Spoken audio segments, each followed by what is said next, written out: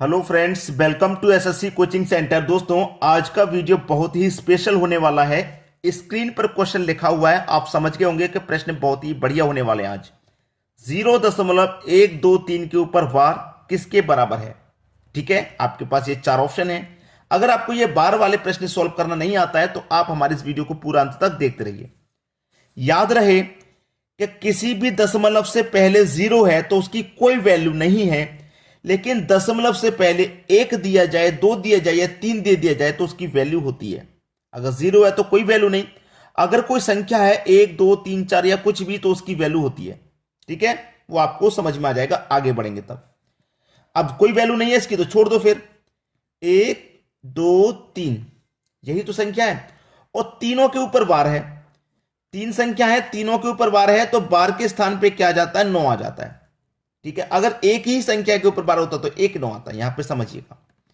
अब देखिएगा, यहां पर 123 के बटे में आ गया 999। अब क्या ये किसी से कट सकता है, ये देख लीजिए।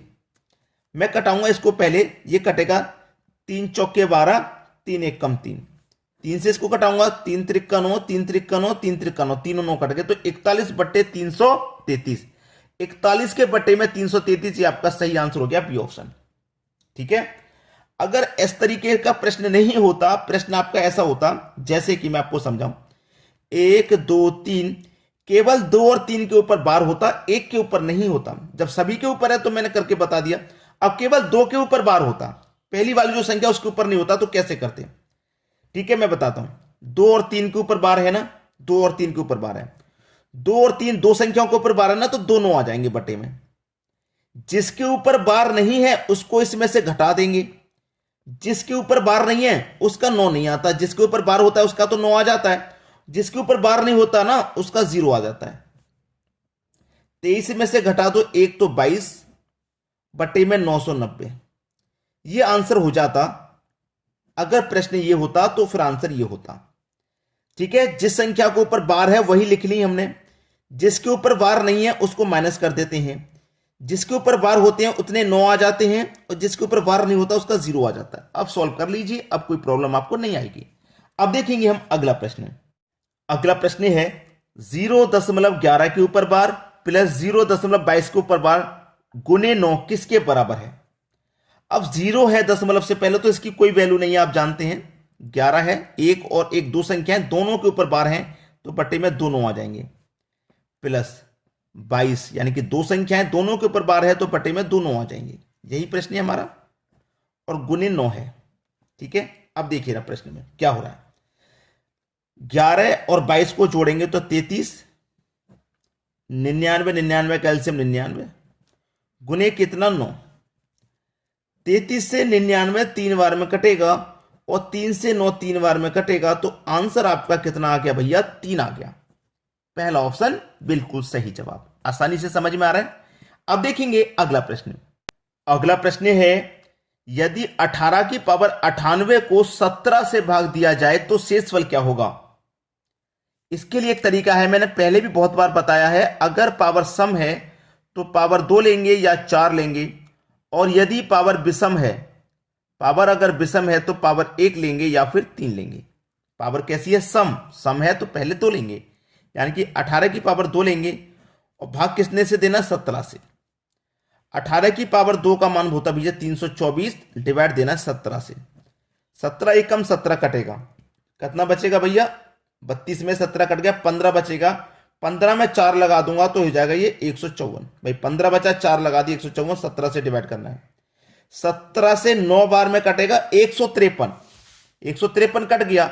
अब 154 में से 153 कट गया तो बचा कितना शेष, एक ही तो शेष बचा, और शेष ही तो पूछ रहा था, तो शेष कितना बचेगा भैया, 1, यानी कि सी ऑप्शन बिल्कुल सही जवाब हो जाएगा आसानी से। अब कोई प्रॉब्लम नहीं आने वाली। अब देखेंगे हम अगला प्रश्न। अगला प्रश्न है यदि 13 की पावर 50 को 14 से भाग दिया जाए तो शेषफल क्या होगा।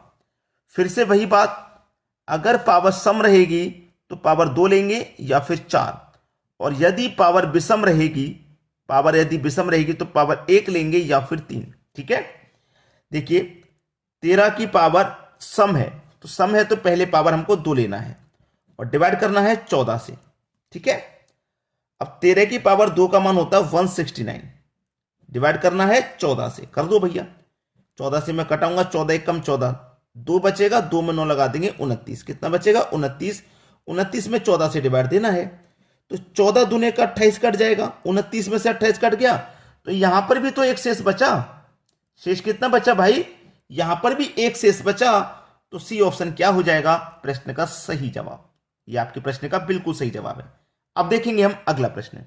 अगला प्रश्न है, जब 4 की पावर 96 को 6 से विभाजित किया जाता है तो शेष क्या प्राप्त होता है। फिर से मैं लिखूंगा एक बार, अगर पावर सम है तो पावर 2 लेंगे या फिर 4, अगर पावर विषम है, पावर यदि विषम है तो पावर 1 लेंगे या फिर 3। 4 की पावर दोस्तों सम है, जब सम है तो पावर क्या लेंगे 2 लेंगे, ठीक है 2 लेंगे पावर। डिवाइड कितने से करना है 6 से विभाजित करना है।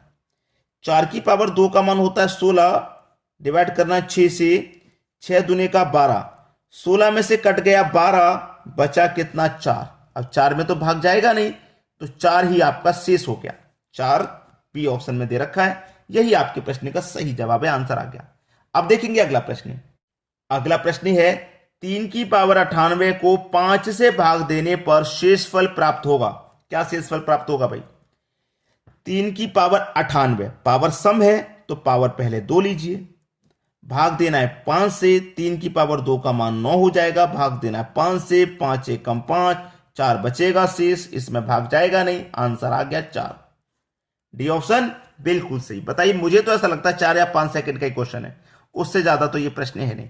तो दोस्तों, अगर आपको वीडियो पसंद आया है तो लाइक कमेंट करना ना भूलें, ठीक है। और जो भी आपके फ्रेंड सर्कल में जो भी स्टूडेंट हैं उनके पास वीडियो को शेयर कर दें, ताकि उनके पास भी जानकारी पहुंचे और उनके एग्जाम की तैयारी भी अच्छे से हो पाए। तो शेयर जरूर करें सभी बच्चों के पास, ठीक है दोस्तों। वीडियो देखने के लिए आपका बहुत बहुत धन्यवाद।